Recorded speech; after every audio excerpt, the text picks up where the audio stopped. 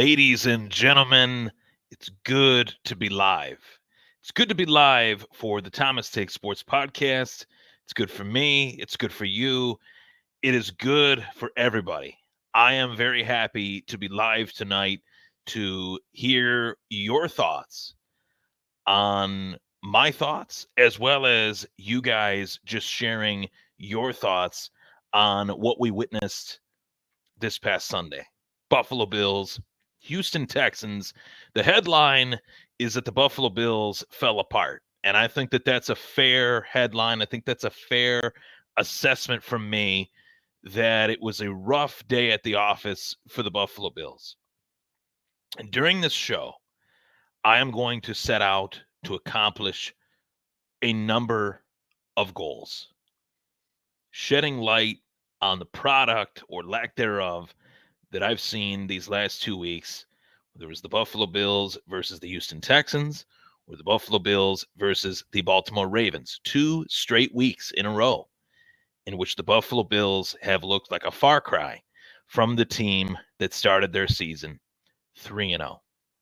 But before I get into all that, have to plug the show sponsor. This show is sponsored by 26shirts.com for all of your Buffalo Bills, Buffalo Sabres, Buffalo Bandits, Bisons, or simply Buffalo City appreciation apparel needs. You can go to 26shirts.com and you can find a great item. Now, what has me so happy to be a part of the Buffalo fan base as this podcast is live tonight, Wednesdays at 8.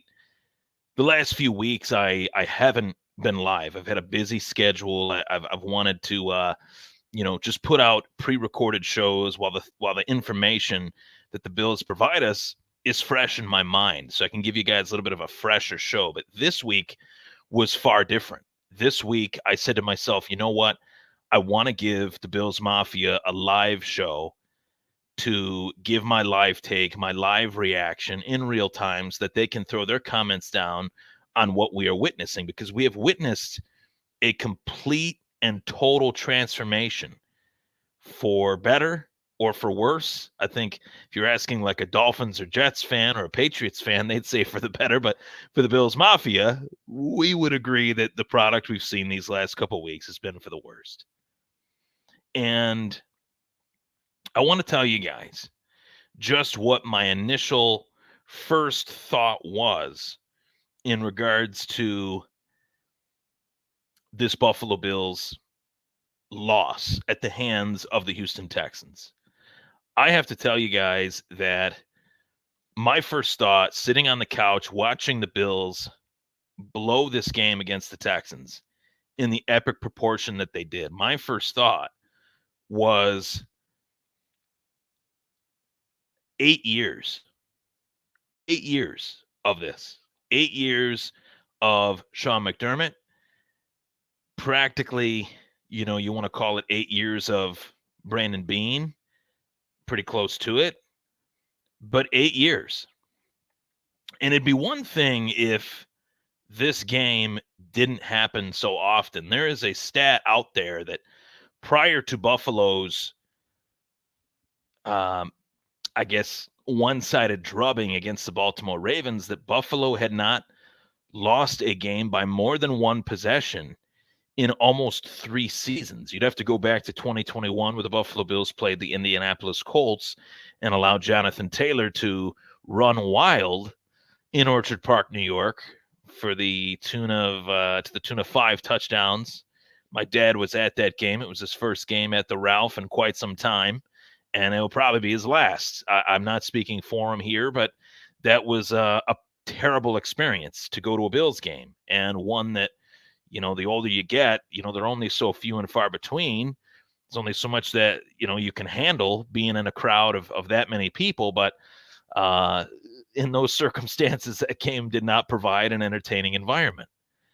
So I wouldn't blame him if that was the last game that he had ever gone to at Ralph Wilson Stadium, New Era Field, Highmark, Rich Stadium, whatever you want to call it.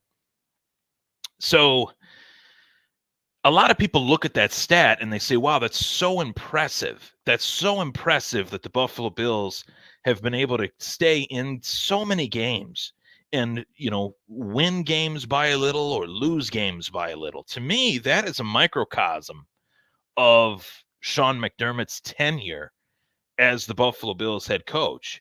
And this is where this loss is solely on his shoulders.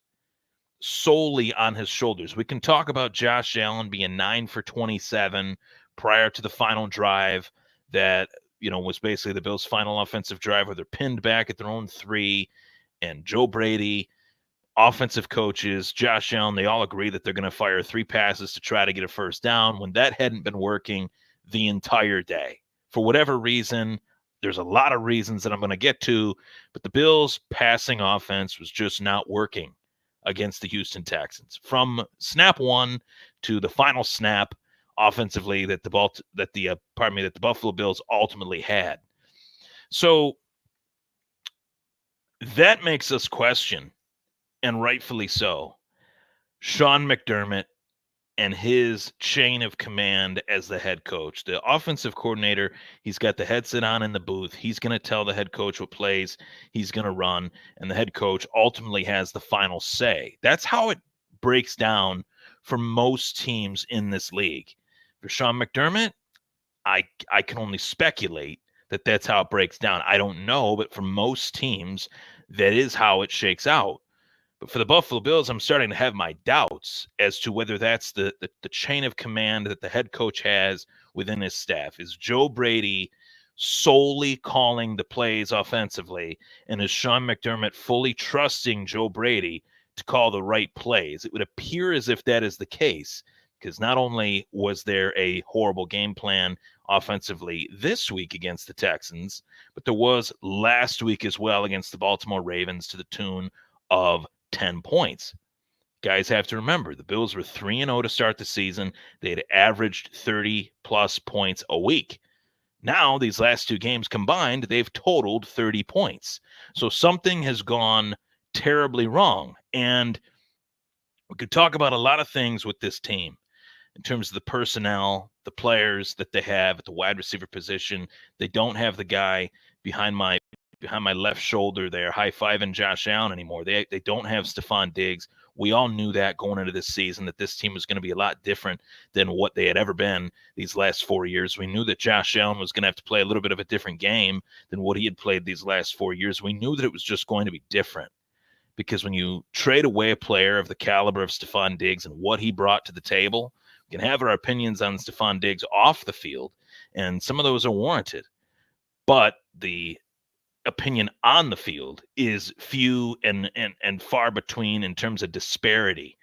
I think it's universally agreed upon that the 4 years that he had in Buffalo were arguably the best that any wide receivers ever had in Bills history. So that includes Hall of Famers Andre Reed. That includes guys that I grew up watching like Eric Moulds, Peerless Price, Lee Evans, guys like that. Those are just the names that are in my head because I grew up watching them. There's other names in Bill's history that played the wide receiver position for Buffalo that did pretty damn good. James Lofton, too. He was brought on a little later in his career, but, Stephon Diggs was the alpha wide receiver of this team for 4 straight seasons. Maybe that waned a little bit his 4th year, and that preceded, that eventually led to his exit.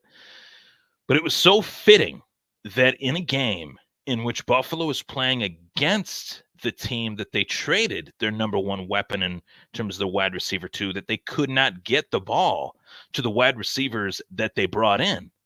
And this is where I am extremely concerned, and I will not sugarcoat it any longer, because I've only watched what is now 5 games this season.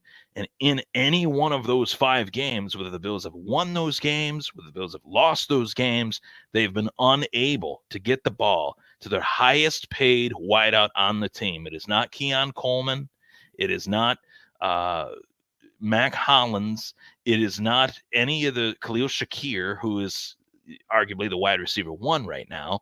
And we saw what he meant to their team with him not in the lineup as well. Talk about that in a little bit. But Curtis Samuel is not featured in this offense in the form and fashion that I thought he would be. And, people are calling WGR, they're calling the Weiner line. They're saying, oh, the Buffalo Bills gave Curtis Samuel so much money, way too much money, should not have got the contract that he got. And yet I'm watching it or listening to that, and I'm saying, are they watching the same game that I'm watching? Are they watching the Buffalo Bills utilize Curtis Samuel effectively? Are they watching the Buffalo Bills use Curtis Samuel in space? Are they watching Curtis Samuel the way I am watching the Bills use Curtis Samuel, which is constant screens that take way too long to develop? These plays that Joe Brady is calling are not the most simple plays. These plays are play fakes, rollouts, all these things that Josh Allen does not need to do. Josh Allen solely needs to drop back in the pocket and find the open guy. Keep it as simple as humanly possible. And if Josh Allen, the freak athlete that he is, doesn't see anybody open, if the receivers are not creating separation, if the check down is not there, then Josh Allen can utilize the instincts that has made him a arguably all-time great of his era as far as a freak athlete at the quarterback position. Those things that we heard about, the Bills brass saying, oh, we don't want Josh Allen to put himself in harm's way. We don't want Josh Allen to take too many hits. I understand that. I've talked about that. Quarterback draws that Brian Dable would draw up constantly. I talked about that for years. I've talked about that. But at the end of the day, Josh Allen wants to win. So he will do whatever it takes within his skill set to allow us the opportunity to win. He's a winner. He wants to win, and he's the franchise quarterback. So you can only put training wheels on that for so long. Ask Andy Reid. Ask Mike Holmgren. Ask Mike McCarthy if they could put training wheels on Brett Favre at any time in Brett Favre's, 16-year career. Mike Sherman as well with the Green Bay Packers. It didn't happen. He played the style that he was, is, and always will be as a gunslinger. And that is exactly who Josh Allen is. So I want to see a lot in this week 6 upcoming battle against the Jets that we have not seen. And I am extremely frustrated because, yes, there are a lot of people in this racket, in this space that I greatly respect. All of them that I work with, of course, they have my utmost respect. But right now, I think I hold a very different opinion to the patience approach that the Bills have had. It's been 8 years of Sean McDermott's bend but don't break defense. It's been almost 7 years, Josh Allen's 7th season, of relying on Josh Allen to be the judge, the jury, and the executioner of the offense.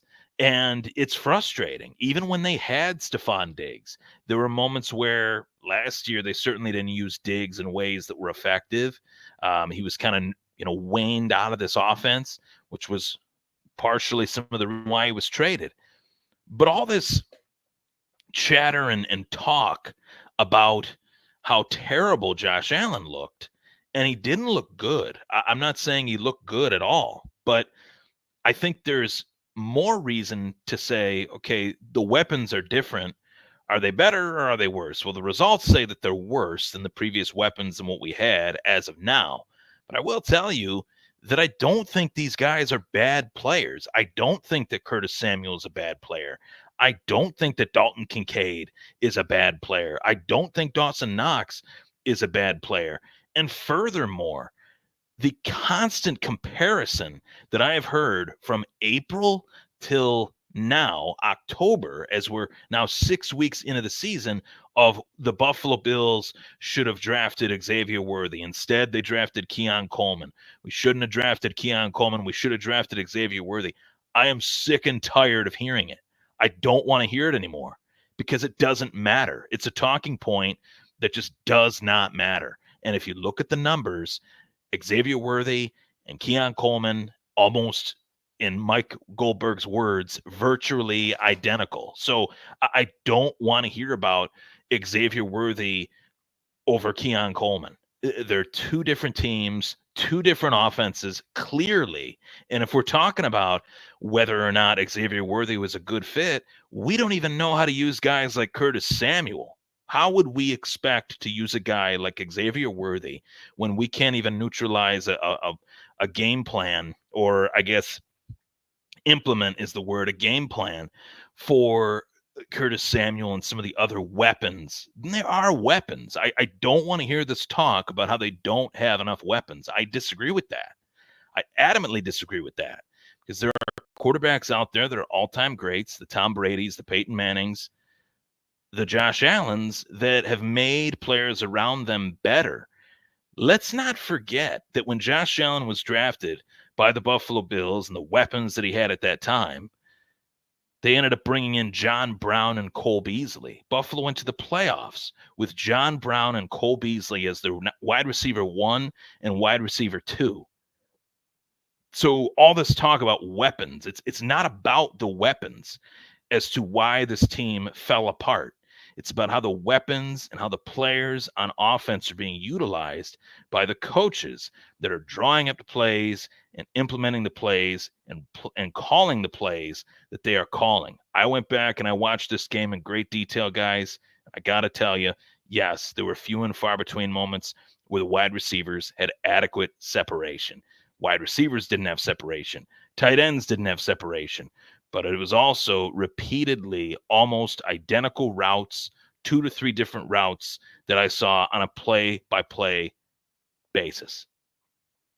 That is coaching.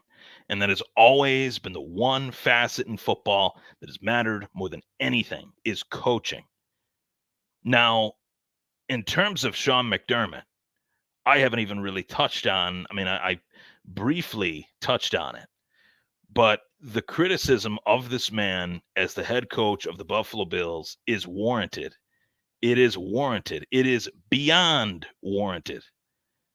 Because the way the Buffalo Bills lose with Sean McDermott as their head coach is a repeated, I guess you could say, repeated form and fashion that it just defies logic. The way that this guy, the way that McDermott can find ways to lose games as a head coach, he has rewritten the book on how to lose football games. I could come up with 5 games off the top of my head that the Bills have lost that have been due to his decisions in critical moments. I won't even mention one of the all-time gaffes as a head coach that any head coach has had in the 21st century, 13 seconds. I won't even mention it. I did just now, but I won't mention it as the 5.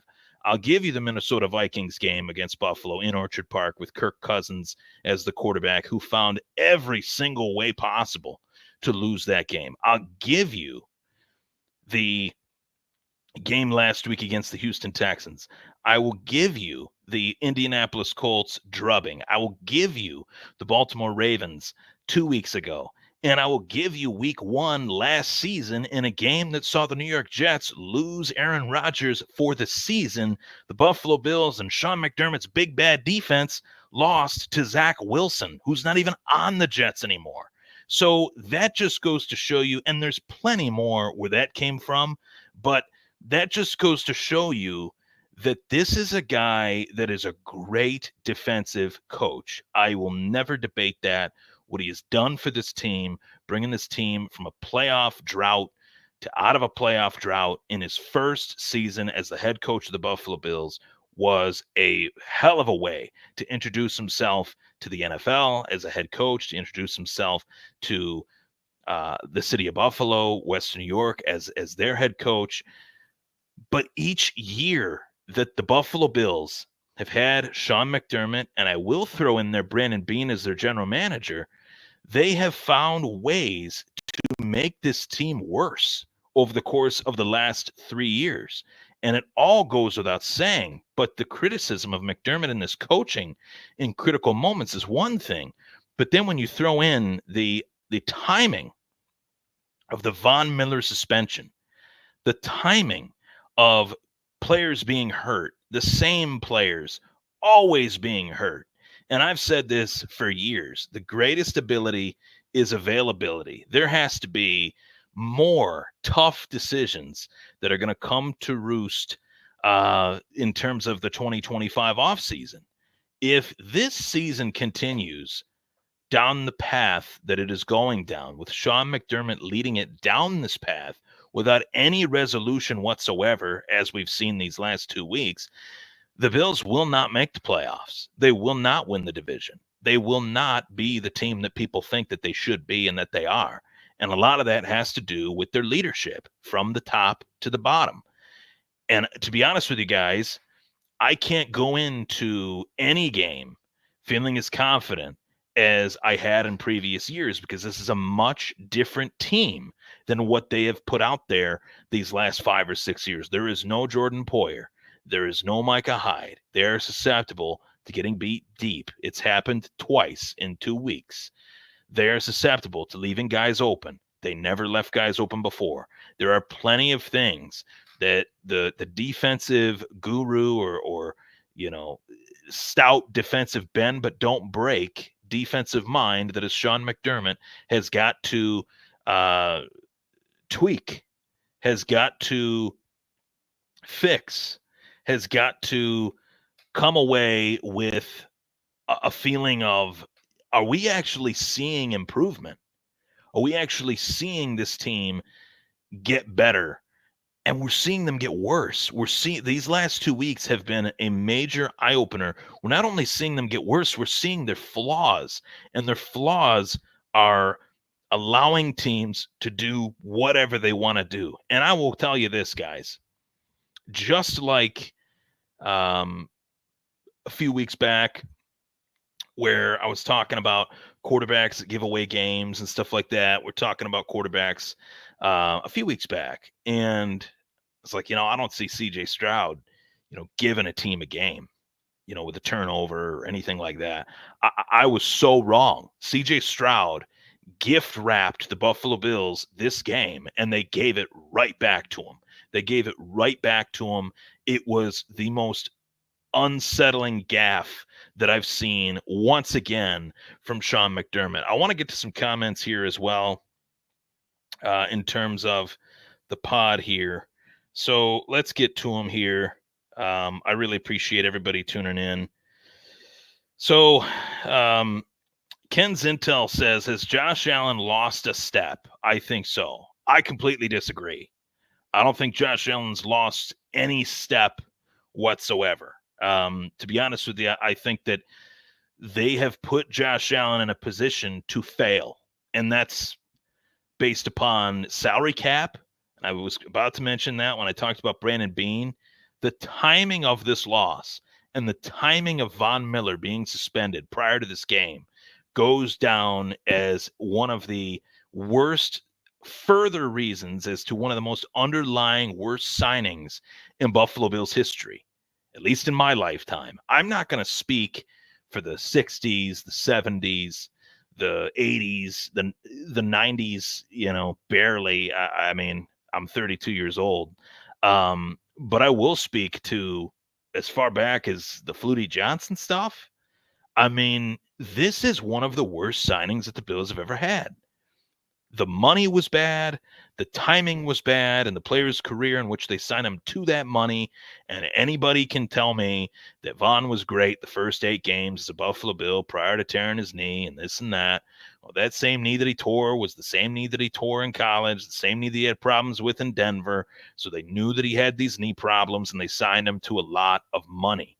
And the only reason I sit here today and say that Von Miller took a pay cut was due to the fact that he knew that he was going to be suspended. Brandon Beane knew it. Sean McDermott knew it. They asked him to take a pay cut. He said, yes, boss, I'm going to be suspended probably. I'll take a pay cut for this team. And what did it amount to? I know we know what it amounted to dollars-wise, but what did it really amount to when this team further put themselves, at least this season, okay, at least this season, and this is where the light is at the end of the tunnel, and I'm getting there. But at least this season, they put themselves in financial ruin when they decided to trade Stephon Diggs. That made the paint on the paintbrush bone dry to paint whatever masterpiece you wanted with Brandon Beane as the salary cap wizard. There wasn't much room to go out and get legitimate free agent wide receivers. There wasn't much room to go out and get legitimate starting safeties. There wasn't much room to get depth linebackers that you desperately need for linebackers like Matt Milano and Terrell Bernard that cannot stay healthy year to year. Terrell Bernard has never finished a season he started. Terrell Bernard has never not been hurt in a season that he's ever played in. And we could say Matt Milano hasn't been the same in about 3 years. So they already have that replacement. I think Dorian Williams has done some really good things. And listen, guys, I'm not trying to crap on every single player that's on this team just off of 2 straight losses. There's been some good moments. Dwayne Carter, great moments. Dorian Williams, great moments. But it is the only reason why the Bills are not 5-0 and are instead 3-2 is because the guy that wears the headset on the sideline. I truly believe that. And if I didn't, I wouldn't say it. So let's go to Jennifer LeClaire. She said, coaching is the problem. I think that's why Diggs wanted out. I mean, I'm glad Jennifer brought that up because the game happens. I'm frustrated. I'm ticked off at Sean McDermott. That's where my focus. You got to point the finger at somebody. Everybody points the finger at somebody when things aren't going well. It's just the way the sports business works, right? More on that in a moment. But when I saw Stephon Diggs's, post-game thoughts, I honestly, it not only frustrated me, but it made me sick to see a guy stand there and say, yeah, this was what I wanted. I wanted to win this game. It meant a lot to me to beat my old team. That's why that guy's gone. The guy is just not a good representation of what a leader is in any way, shape, or form. And this was a guy that was voted as a captain multiple times in Buffalo. This was a guy that was expected to lead. And when the going got tough, he got going, So, and he was nominated to be a captain of the Houston Texans on a 1-year contract. Let's see how that works out. Let's see what happens in 2025 when Stephon Diggs is a free agent, because the Texans are not going to pay him $22 million again. I guarantee you that. Especially with Nico Collins, once he's back and healthy again. I know he's out right now, but he will be back. Tank Dell, he looked pretty good. I mean, the Bills made him look like he was the next best thing since sliced bread. So I am honestly like, I'm partially agitated. I'm agitated for all the reasons that I said, with McDermott, with the Bills, with the thoughts that are out there that are just as annoying as the fact that they lost.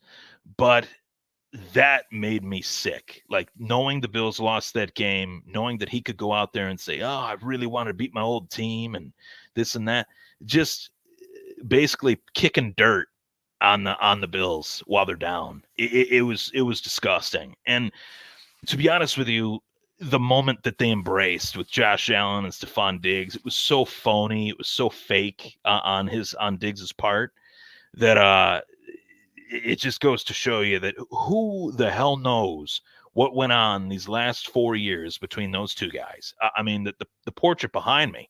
I mean, there were moments where those guys looked like Rocky and Apollo Creed on the beach, and apparently they were Rocky and Clubber Lang. I mean, it's unbelievable what probably went on behind the scenes between those two. We'll never know, but I don't think it was anything good. which is why Diggs is a Houston Texan and Josh Allen remains a Buffalo Bill, of course, and hopefully he does forever. Paulette Brown says, "Hi, Ryan. What's up? What's up, Paulette? Great to see you on here." Of course, I want to get to some comments on YouTube as well. I do see some comments from Jamie Norson. I really appreciate her coming on. She brings up two subjects, both coaching. 1, 3 passes, etc. 2, obvious concussion. So let me talk about the moment that Josh Allen suffered a no doubt about it concussion. Now, I'm not a doctor. I couldn't tell you the last time I went to the doctor, which is a big no-no. But I will tell you that it's probably been about 5 months. But I will tell you that I know about concussions. That's probably the few things that I do know about when it comes to sport, especially, and when it comes to what teams and what leagues do with concussions. And there is no doubt about it that Josh Allen was out cold on the field against the Houston Texans, and 2 trainers leaned over him, gave him something to wake him right up. Whatever it was, a smelling salt, I don't know. Shot of adrenaline, I don't know what it was because we couldn't see it. But he ran to the sideline. He looked like he was going to throw up. His face looked flush, which is usually what happens when you get a concussion and you're under bright lights. Even though the game was during the day, there's still lights, there's still flashes, there's still things in front of you, colors, shapes, and you're disoriented.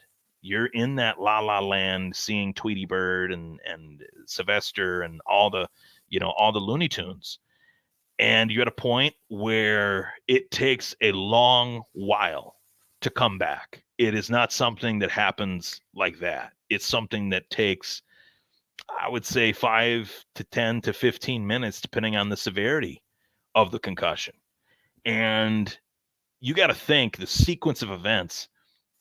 He gets hit, dirty hit, that I don't even remember if there was a penalty on it. I was seeing so much red at that point in the game that I felt like, okay, he's done. He's not going to come back out. He runs to the sideline. He says he's good. He points to his chest. It was not his chest. His head clanged off the ground, off of the turf, off of the grass, whatever you want to call it. And then they decided, okay, we're going to put him in the blue tent, give him the quick 3, 2, 1, 1, 2, 3. Where are you? What day is it? Type thing. And he passed. I don't know the extent of that. None of us do. But he passed. He passed to go back out there and play. And this is what makes me think that the NFL is just full of crap, because it's a case-by-case basis that's been repeated to us that is going to be the same. We're not going to change the outlook of a player that suffers a concussion. He's out. He's not going to play. He's got a concussion. He's done. He's out. It's happened with Devin Achane. It's happened with a couple other guys in the league. Devin Achane's the one that comes to my mind, though, as of recently, because he got a concussion and he was out. Josh Allen gets a concussion. He's out for a little bit, to the tune of Mitch Trubisky and his one handoff. Thank God they actually did something right and didn't let Mitch Trubisky throw the football. They only allowed him to do a handoff, thank God, and he didn't fumble it, by the grace of God. But all jokes aside, I was shocked that they allowed Josh Allen to finish that game. But then I realized that this is the NFL. And this whole, we're trying to make the game safe, we're trying to prevent concussions, it's phony. It's fake. They don't acknowledge CTE to this very day, and they don't acknowledge the fact that football has played a massive role in the deaths of Junior Seau, Dave Dearson, and many others. Of course, Mike Webster. That's a whole other discussion that I could have a separate podcast on, just that alone. But you guys catch my drift. This league has tried to make itself seem as if it's so much safer than it's ever been, and it couldn't be further from the truth. could not be a more false lie that is a blatant, bold-faced lie than that the NFL is safer now than it was 10 years ago.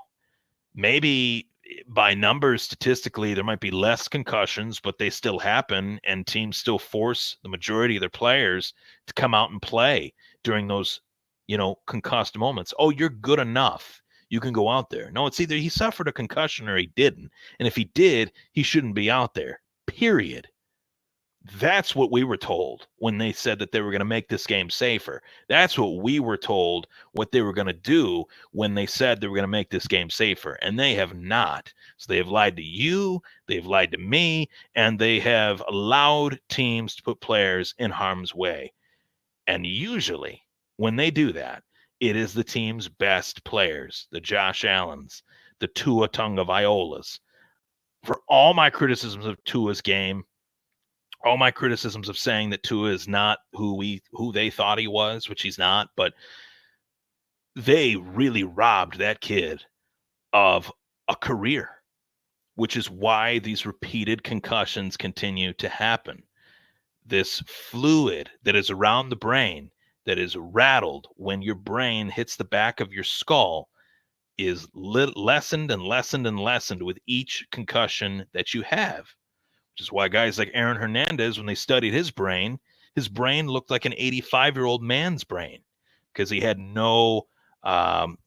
There's a name for it, but it's not coming to me right now. But there is no, I guess you could say, fluid surrounding his brain to the level that a healthy brain has.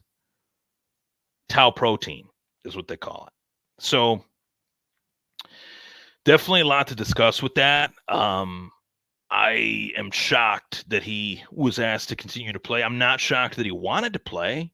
That's what Josh Allen's going to do. That's what any warrior athlete, warrior quarterback is going to do. He's going to do whatever it takes to stay out on that field. But it's the game's job to prevent players from further injury, from further long-term effects from moments like that, which I'm certain that took a little bit of the shelf life off of Josh Allen.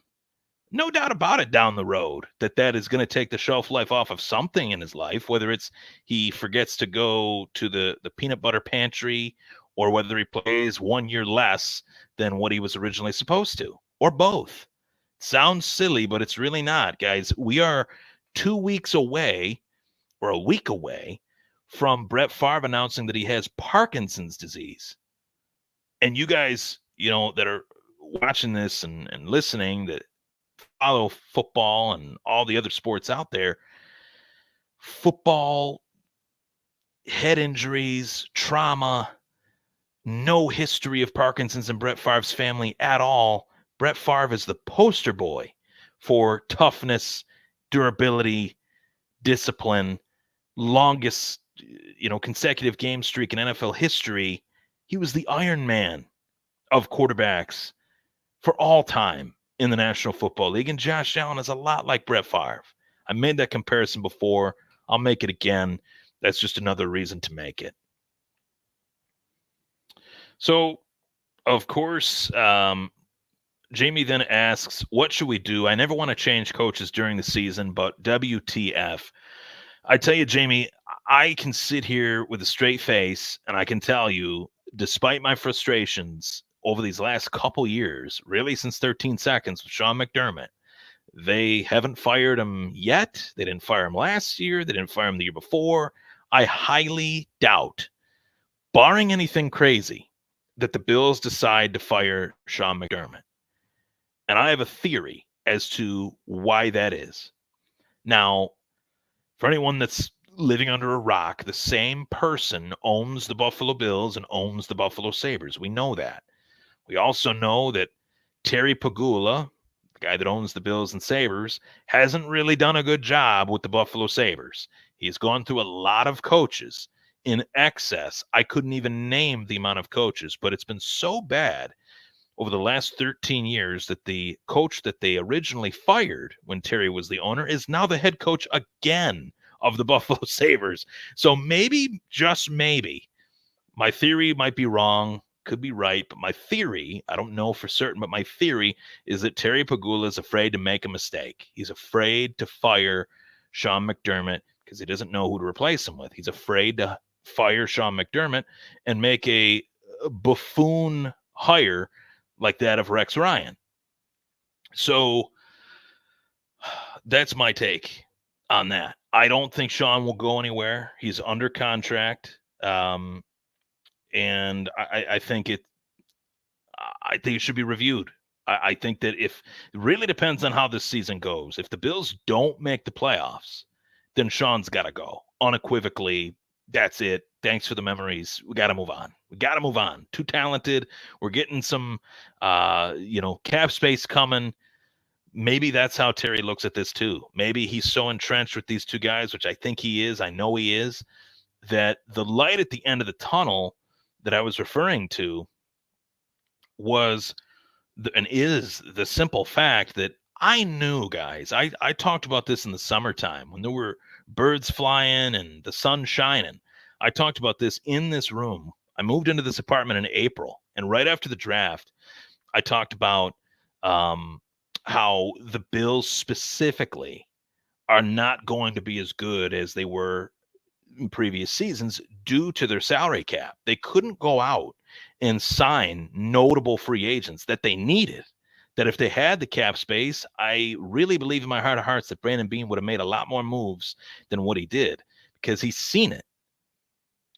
So I think 2025, the offseason of the 2025 Bills, is the most important offseason of Brandon Beane and Sean McDermott's careers, and probably the most important offseason for Josh Allen.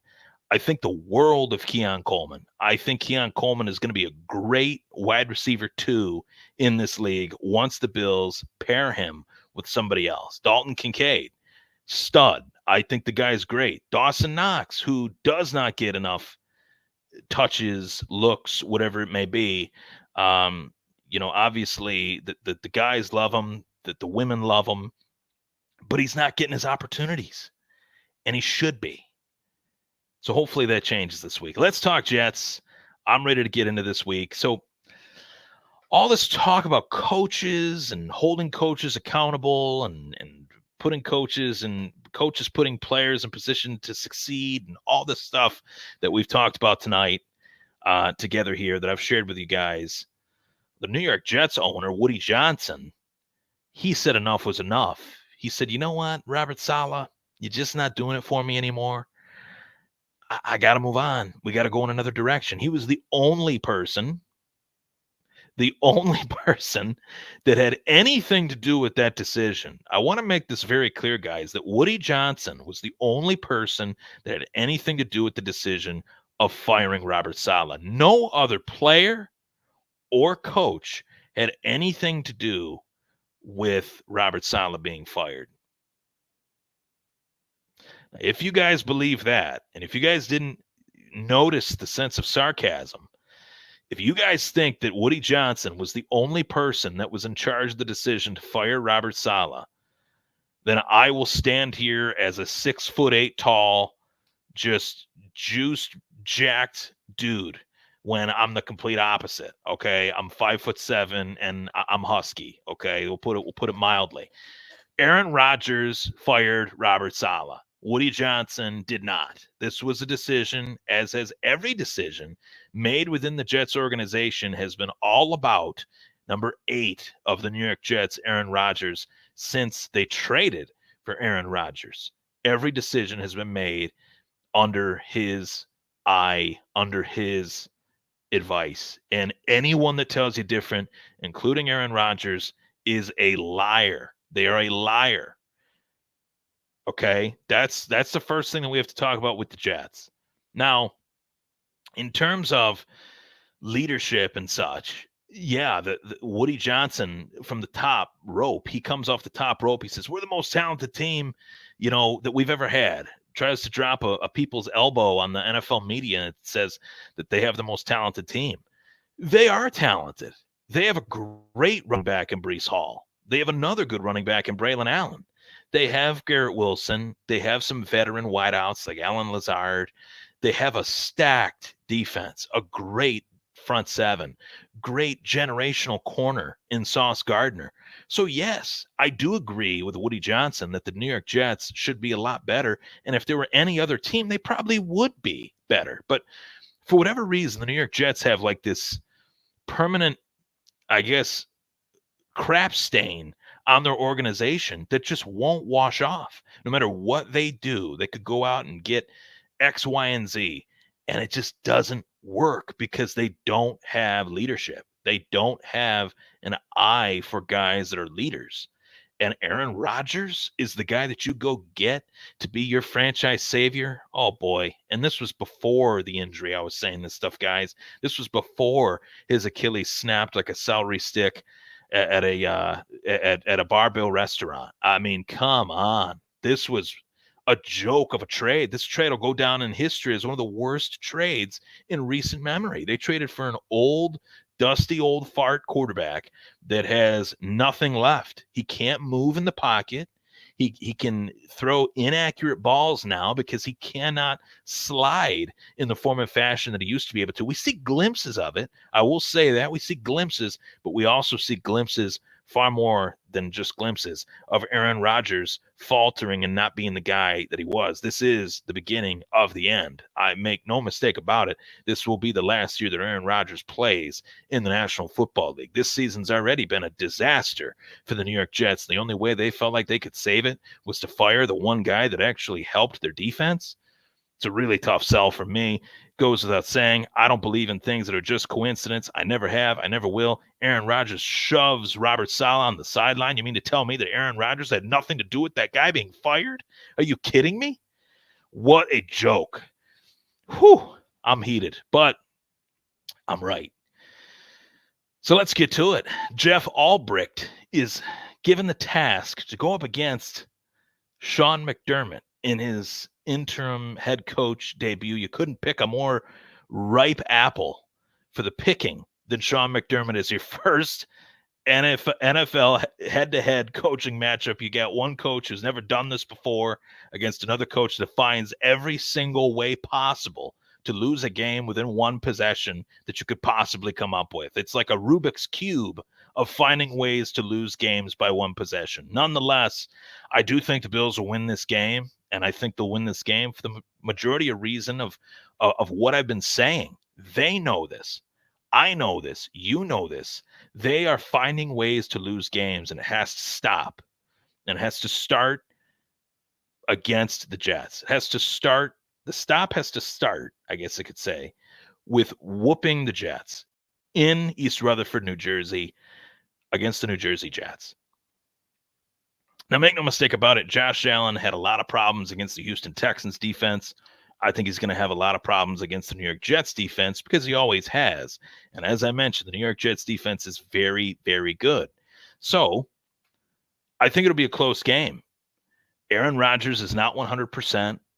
The Jets' run game has looked very weird these last few weeks. It's like they don't know who to give the ball to, whether it's Brees, whether it's Braylon Allen. It's pretty easy for me. Give the ball to 20. Might have something to do with the fact that he's on a lot of my fantasy teams. But nonetheless, he's an electrifying running back. He's a great running back. He came into this league as a highly touted prospect in Brees Hall, that is. And Garrett Wilson's a great receiver. I think that we haven't even seen the tip of the iceberg of what he could bring to the table.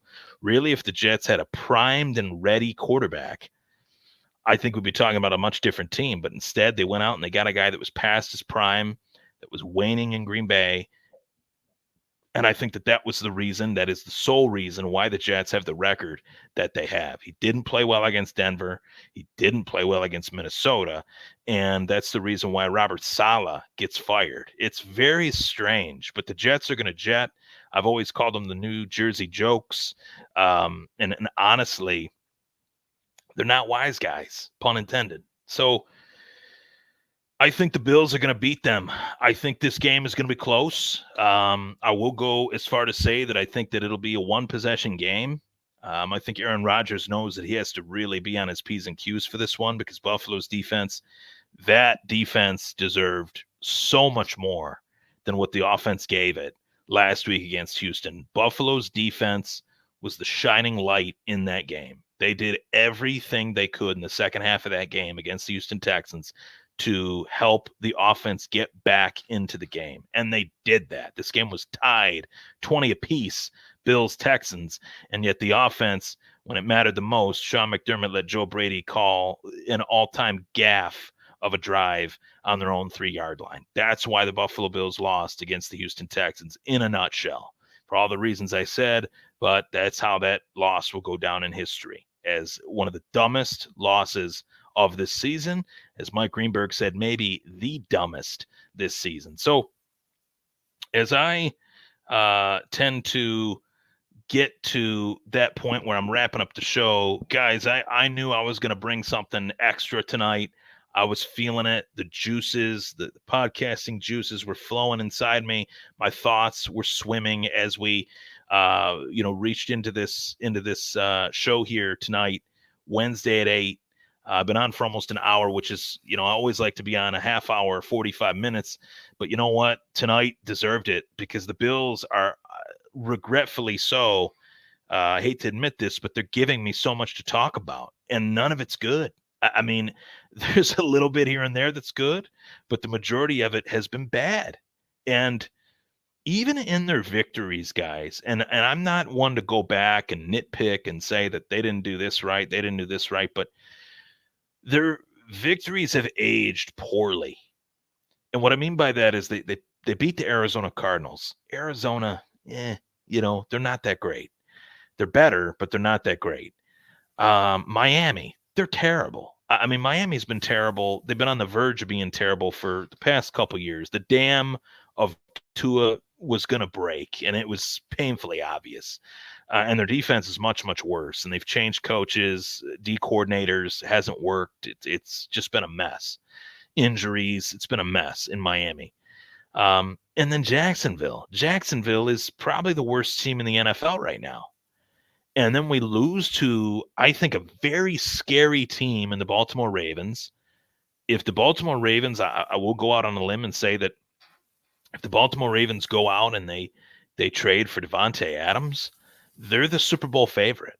They're the team that could take down the Chiefs if they do get Devontae Adams. I don't know if the Raiders will be willing to ship Devontae to another AFC team, but the Raiders are not really known to put themselves in situations to be in high leverage situations. They seem to out leverage themselves in terms of high profile players.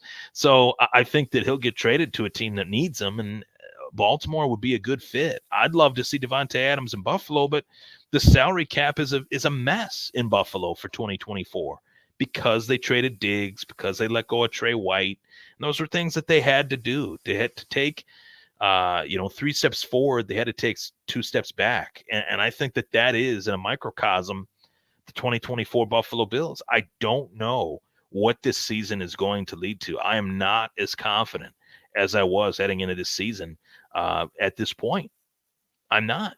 I will not sugarcoat it. I can't, because I'd be a liar. And I don't want to be New York Jets owner Woody Johnson. I don't want to lie and say that I made decisions or it was my opinion, my call. No, all the stuff you're hearing from me is 100% me. Nobody else. Nobody. It's all me. All authentic, all me. I'm saying it.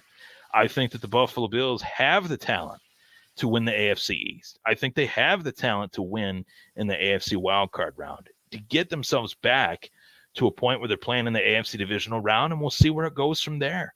But if you were to ask me a very simple question, can the Buffalo Bills beat the Houston Texans? No, they just lost. Can the Buffalo Bills beat the Baltimore Ravens? No, they just lost to that team pretty badly. Can the Buffalo Bills beat KC if they haven't in the playoffs yet, and they've lost to those two teams who are, I think, a lot worse than KC? No. And there's another team out there that's 1-4 right now, 1-4 in the Cincinnati Bengals that I think are not that bad. Okay. And they'll probably be in the playoffs. Would we beat Cincinnati? We have been unable to show anything against Cincinnati or Baltimore in the last, couple times we've played them. it's been either close or we've just looked like we don't even show up. So I'm not that confident right now in this product. If the product changes, which it should and it could, then that's a different talking point. It's a long season, guys. We got a lot more games to play. That's what gives me hope.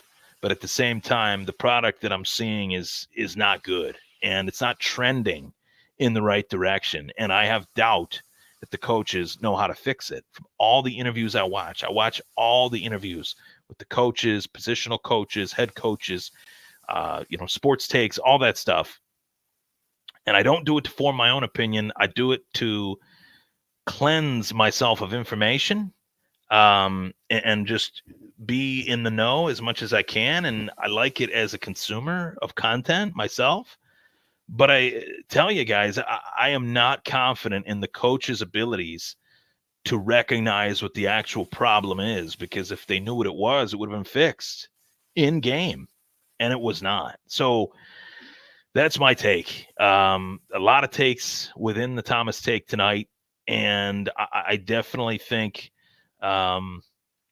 we're at a point where we're at a crossroads here. We need to see something better. We need to see it against the Jets. Whether we're on the road or not, I don't give a damn about playing 3 straight road games.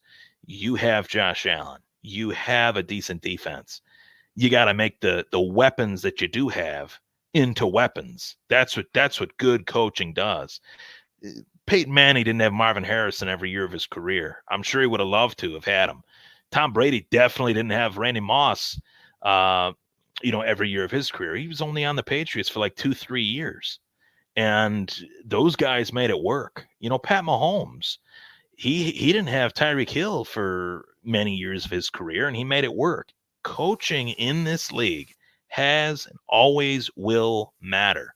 How coaches design the X's and O's with the players that they have and how they implement their game plan is what makes football the greatest sport on earth outside of baseball in terms of the strategy. I'm always a strategy sucker for baseball, but we'll say football is the best. I think that's a safe assessment, but a lot of baseball tonight. I'll give you some scores. I know this isn't a baseball show tonight, but I do know that the New York Mets won, which keeps their run going. And I do know that it is tied 2-2 between the New York Yankees and the Kansas City Royals.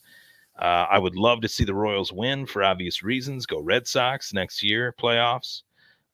Padres and Dodgers has not started yet. The Tigers get a 3-0 victory over the Cleveland Guardians. They take a 2-1 series lead. And the New York Mets, the talk of the baseball world, the amazing Mets have returned. They are up 3-1 against the Phillies, who have very little fight, it looks like. So I really appreciate you guys tuning into this podcast tonight. It was a fully loaded one, and one that I'm really proud to be able to bring live to Facebook, to YouTube, and of course, the Buffalo Fanbase Podcast Network. Now, one thing I want to let you guys know of before I wrap up, if you enjoyed tonight's show, the bottom ticker says it. The Thomas Take Sports Podcast is available live every Wednesday at 8 on the Buffalo Fanbase Podcast Network and all TTSP, Thomas Take Sports Podcast platforms, wherever you find your podcast. So if you're on a drive to your job, you're on a drive on the weekend, you want to listen to some sports content, I put out separate audio episodes that are a little bit more investigative, a little bit different, a little bit more like a side profile sports episode, talking about all things football, all things baseball, fantasy, you name it. Check that out. I've gotten a lot of rave reviews on the audio stuff, so I really appreciate it. As well, you guys can subscribe, of course, to the Thomas Take Sports Podcast on YouTube as well, like the Facebook page. I really appreciate it. I'm ending this show, bookending this show with 1,000 people tuning in live, so it really means a lot. I am trying to be a believer. You got to believe, right? But I have not been happy about these last couple weeks, and I hope we see some things change in a victory against the New York Jets, and I think we will. Take care, everybody. Thank you so much for tuning in. That was the Thomas Take Sports Podcast. I'll see you next week.